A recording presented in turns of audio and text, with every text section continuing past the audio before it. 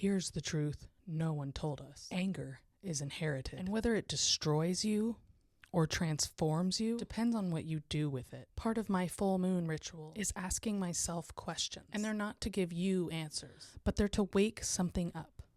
You can find the questions on my website with every full moon ritual. Use them for journaling, tarot, or just sit and think about them. Because rage is older than logic, and it remembers. I've seen anger used as destruction. Abusive men that weaponize their rage, they use it to control, to silence, and to dominate. And that kind of anger doesn't change systems. It protects them. But I've also seen anger used as transformation. Suffragettes breaking windows. Women refusing to be polite when they were being erased. That anger built something. Same emotion, different direction. That's the part that no one teaches us. So pause for a second. When you think about anger in your life, was it used to control or to liberate?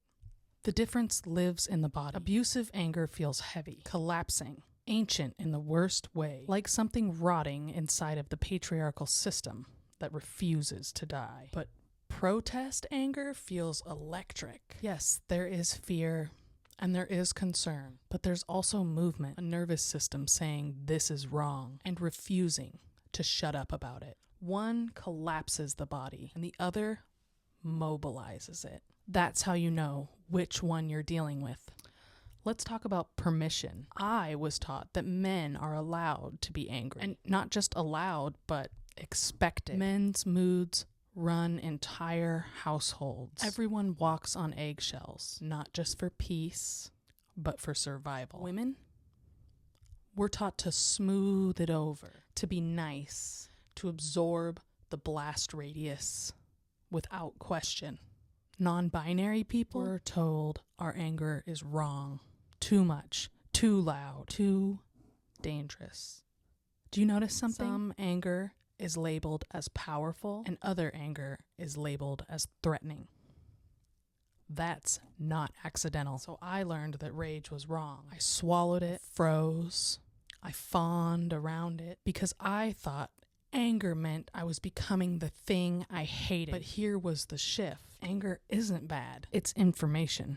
It tells you where harm happened, where boundaries were crossed, where injustice is living. And when you stop shaming it, it stops poisoning you from the inside. In the next part of this series, I'm going to talk about where anger lives in the body and how to work with it instead of against it. Because this isn't about suppressing rage. It's about learning to tend to it. So what would it look like for anger to build something instead of burning everything down? For me, it looks like cities where